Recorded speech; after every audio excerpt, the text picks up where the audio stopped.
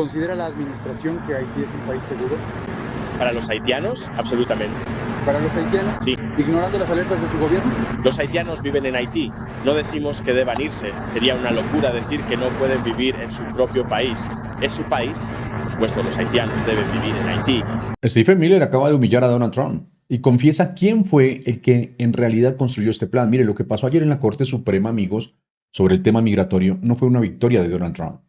Donald Trump ni siquiera entiende bien qué fue lo que sucedió, qué fue lo que pasó. Esa fue la victoria de Stephen Miller, un hombre que lleva 10 años construyendo todo esto ladrillo a ladrillo, desde que era un estudiante secundaria, que se negaba a recoger su basura, porque para eso estaban los conserjes. Los mismos inmigrantes que hoy, con ese fallo en la mano, puede deportar sin que ningún juez lo detenga. Esto no es inmigración, esto no es política migratoria, es la historia de cómo el resentimiento de un adolescente privilegiado, con raíces de inmigrante judío, se convirtió en la ley de la tierra. Y de cómo 1.300.000 personas van a pagar el precio de esa obsesión personal. Miren, amigos, la historia de Stephen Miller es la historia de lo que Estados Unidos se está convirtiendo hoy. Y para entender hasta dónde llegó ese odio, pues necesitan conocer la historia completa. Stephen Miller tiene hoy 40 años, es el subjefe de gabinete de la Casa Blanca. Algunos funcionarios adentro lo llaman en voz baja el primer ministro, porque Donald Trump firma, pero Miller diseña. Donald Trump habla, pero Miller es el que escribe. Donald Trump improvisa, hace memes, y Miller lleva 10 años sin improvisar nada. Ayer cuando salió el fallo de la Corte Suprema, Stephen Miller fue directo a Fox News y dijo lo siguiente, y quiero que ustedes le presten atención a esto. Esta es una victoria que se ha estado gestando durante 10 años. 10 años. Él no dijo es una victoria del presidente Donald Trump. Él no dijo es una victoria para la seguridad nacional. Dijo 10 años, en primera persona el plural. Pero con el orgullo de quien sabe exactamente de quién es el mérito. O sea, este señor lleva una década construyendo un mecanismo legal para que nadie pueda detenerlo. Y ayer ese mecanismo quedó sellado por la Corte Suprema. Pero hay algo que a mí me llama mucho la atención por encima de todo esto, y es esto.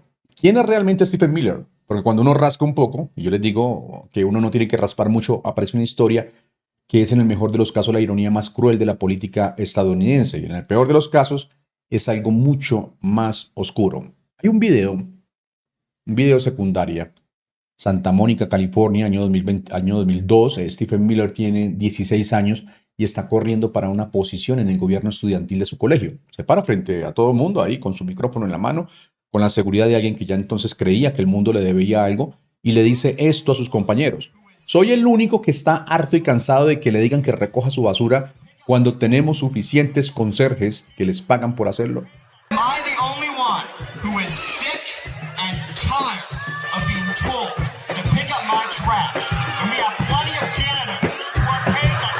Para eso están los conserjes, para recoger lo que yo ensucié, para limpiar lo que yo tiré. Están aquí para servirme. Los compañeros de Miller que hablaron después con Univision dijeron algo que no deja lugar a dudas. Los conserjes de esa escuela eran latinos y afroamericanos. ¿Para eso están? Luego lo sacaron del escenario a la fuerza. Un profesor tuvo que intervenir, perdió la elección y hoy es el segundo hombre más poderoso de la Casa Blanca. Ni siquiera J.D. Vance, que es el vicepresidente, tiene tanto poder como este hombre. Ahora, lo que pasa es que aquí viene la parte que a mí me parece la más importante de toda esta historia. Stephen Miller es nieto de inmigrantes judíos que llegaron a Estados Unidos desde Bielorrusia en 1903, huyendo de los pogromos, las masacres organizadas contra comunidades judías en el Imperio Ruso. Llegaron sin dinero, sin saber inglés, sin nada. Llegaron exactamente como llega hoy la gente que Stephen Miller odia y que deporta. Y su propio tío, el doctor David Glosser, neuropsicólogo, hermano de la madre de Miller, lo dijo en el diario Político, con una claridad que no necesita traducción. Si las ideas de inmigración de mi sobrino hubieran estado vigentes hace un siglo, nuestra familia habría sido aniquilada. Su familia, sus palabras, su sobrino. Pero esto no solamente es el tío. Este año, la prima de Miller, Alisa Kazmer, publicó algo en redes sociales después de que un agente de ICE mató a una mujer en Minneapolis y escribió esto. Cuando llamé a mi primo, la cara del mal no me equivoqué. Renee Nicole Good, tienes sangre en tus manos. Stephen. Solo me alegra que nuestros abuelos ya no estén vivos para presenciar la vergüenza que has traído a nuestra familia. A ver, cuando uno mira todo esto, mis amigos, y lo mira completo, todo el panorama, uno entiende que aquí no estamos hablando de diferencias políticas dentro de una familia, estamos hablando de alguien que conscientemente, deliberadamente eligió construir su carrera sobre el desprecio de las mismas personas que salvaron a su familia. Para seguir desenvolviendo todo este rollo tenemos que ir a otra fecha. Tranquilo, ya vamos a llegar a la parte de la Corte Suprema. Igual les voy a dejar los intervalos de tiempo ahí en la descripción, por si quieren saltarse a ese momento exacto. 9 de abril de este año, la cuenta oficial de la Casa Blanca publicó ahí en la plataforma X una frase del presidente Donald Trump. Atención a la frase. Si importas el tercer mundo, te conviertes en el tercer mundo. La repito, si importas el tercer mundo, te conviertes en el tercer mundo. 4.2 millones de visualizaciones. La Casa Blanca publicando eso. Y Miller amplificándolo.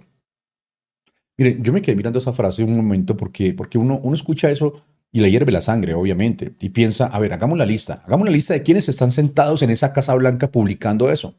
Y empieza uno por la primera dama, ¿eh?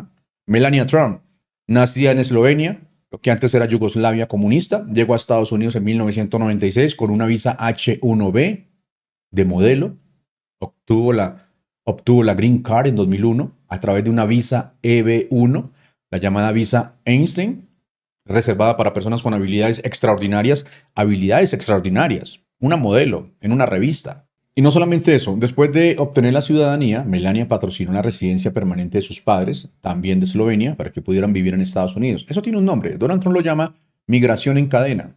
Sus palabras, no las mías.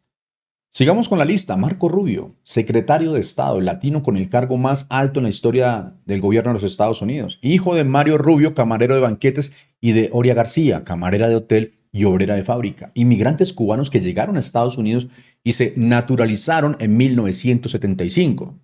El hijo del camarero de banquetes es hoy el secretario de Estado que ejecuta las políticas que habrían deportado a su propio padre. Y obviamente del que ya les hablé, el propio Stephen Miller. Los criminales, los asesinos, los violadores, los traficantes de drogas. Entonces, cuando la Casa Blanca publica, si importas el tercer mundo, te conviertes en el tercer mundo, que realmente está publicando en la historia de cómo llegaron a ese poder las personas que hoy firman las órdenes de deportación. La ironía más brutal de esta historia no está en el fallo de la Corte Suprema, está en que los descendientes de los deportados de ayer son hoy los que deportan a los del mañana. Hablemos de la Corte Suprema, porque lo que pasó ayer en esa sala pues no fue simplemente un voto, fue el desmantelamiento de algo que se suponía que nadie podía tocar. 6 jueces contra 3. En línea ideológica perfecta. Los 6 conservadores a favor de Donald Trump, los 3 progresistas o demócratas, bueno, en contra. Ni un solo republicano que cruzara la línea sin una sola duda, sin una sola grieta. Y el autor de la opinión mayoritaria fue el juez Samuel Alito, un hombre que este año ya lleva varios fallos históricos en el bolsillo.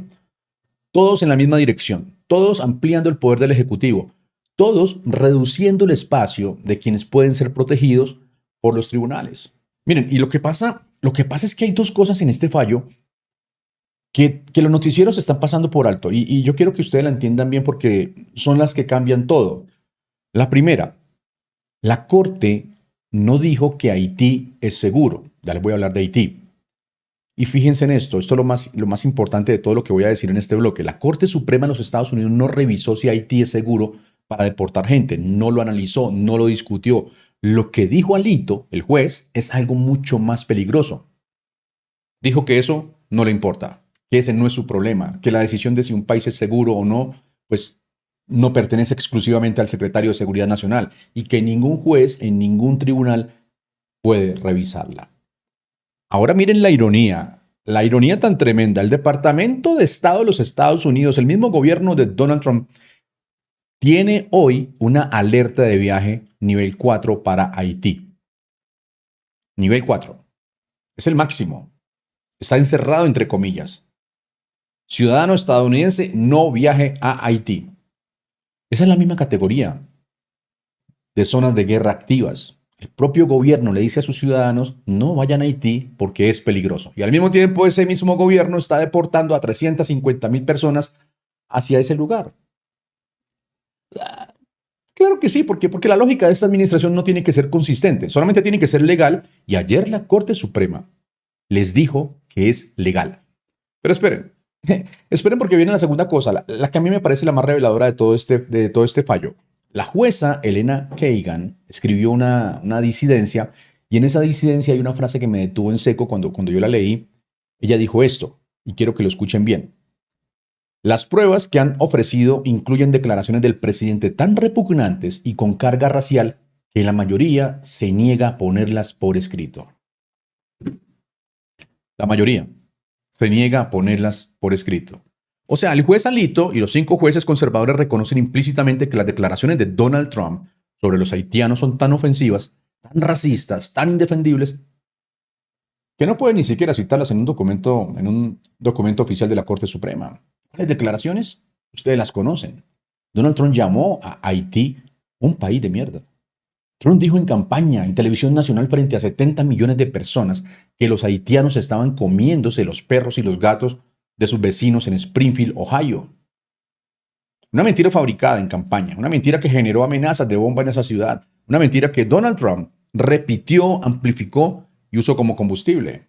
Y la jueza Kagan dice, con esas pruebas sobre la mesa, que la decisión de revocar el TPS para los haitianos fue motivada por animus racial, por odio racial, no por política pública, no por seguridad nacional, por odio. Y el juez Alito respondió que no, que tal vez el gobierno simplemente se opone al programa de TPS en general, que hay una explicación neutral para todo esto. Fíjense en esto, la Corte Suprema no encontró que Donald Trump no era racista. Lo que encontró es que no importa, que aunque lo fuera, el presidente tiene autoridad irrevocable, sin revisión, sin freno, sin juez que lo detenga. Eso es lo que pasó ayer. No fue un fallo de inmigración.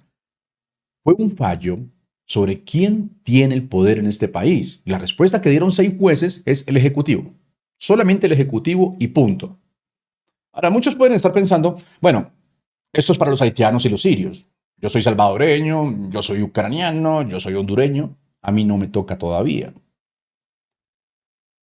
El Salvador, Ucrania, Honduras, 3 países, casi 400,000 personas entre los 3 y sus protecciones vencen entre septiembre y octubre de este año. No el año que viene, este año, en semanas. Y después de lo que pasó ayer, después de que la Corte Suprema le dijo al gobierno que ningún juez puede revisar esta decisión, no hay nadie que pueda detener lo que viene. No hay un tribunal de distrito que pueda emitir una orden. No hay una corte de apelaciones que pueda pausar el proceso. La última puerta que existía se cerró ayer con llave. ¿Y saben quién tiene la llave? La tiene Stephen Miller. Vamos con los números porque los números son personas. Hay casi 200,000 salvadoreños con TPS en este país. Llevan con esa protección más de 25 años. 25 años, no es cualquier cosa. Desde los terremotos del 2001, un cuarto de siglo construyendo una vida en Estados Unidos, pagando impuestos, criando hijos nacidos en suelo estadounidense. Su TPS vence el 9 de septiembre de este año. Hay 100,000 ucranianos, llegaron huyendo de una guerra que sigue activa, una guerra que el propio Donald Trump no ha podido terminar a pesar de haberlo prometido que iba a terminarla en 24 horas.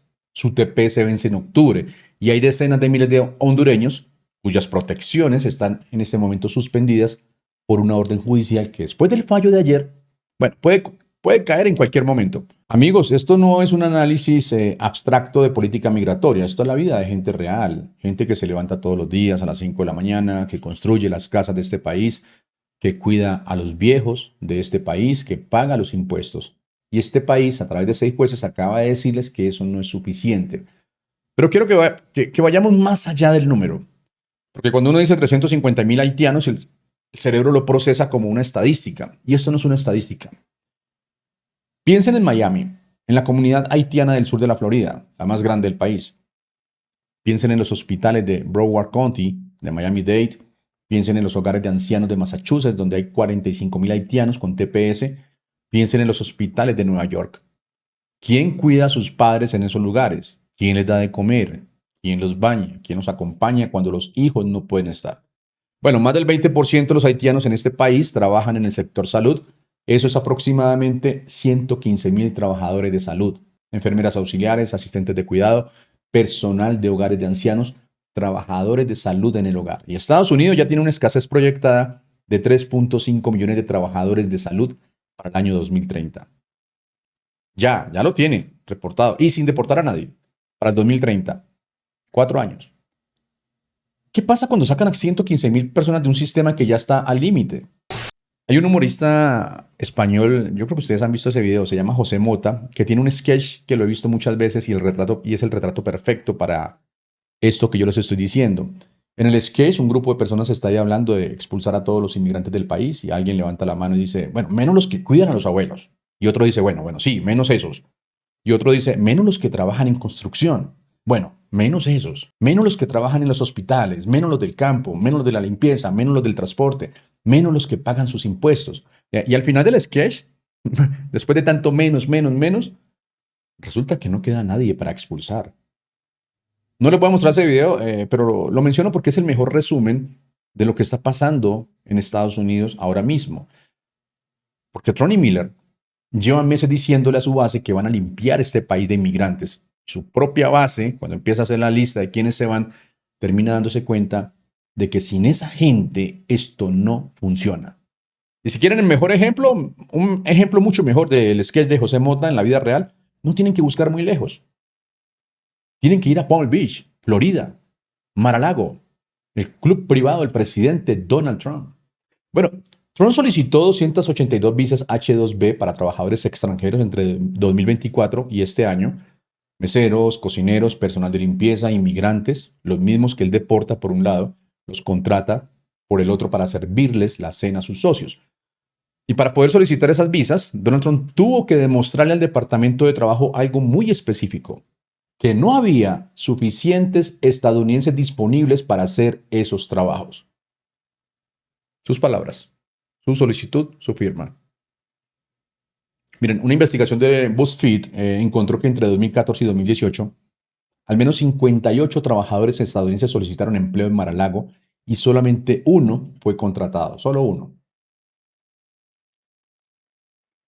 Y por si esto fuera poco, los lobistas que representan a las industrias que usan trabajadores e inmigrantes temporales hicieron una recaudación de fondos en Mar-a-Lago. 2 semanas después, la administración anunció que las visas seguirían siendo emitidas. O sea, el resort de Donald Trump, usado como palanca para conseguir los inmigrantes que Donald Trump dice no querer. Hablemos un poco más de números, porque, bueno, los números no mienten. Los titulares de TPS, el 1.300.000 personas que están en la mira de esa administración, aportan 29.000 millones de dólares a la economía de los Estados Unidos cada año, y pagan 8.000 millones en impuestos. Desde el año 2001, cuando se formalizó el programa, los titulares de TPS han inyectado 262.000 millones de dólares a la economía. 262.000 millones de dólares. Uno escucha esto y piensa, ¿y estos son los que están abusando del sistema? ¿Es en serio? Si te gustó el contenido del canal, ya sabes, apoya de la manera que tú creas. Si tú crees que valió la pena, suscríbete. Si crees que valió la pena, dale like. Si crees que valió la pena, comentas. Si crees que no valió la pena, pues no hagas nada, simplemente déjalo pasar. Nos vemos en el próximo video. Un abrazo fuerte para todos. Bendiciones. Hasta pronto.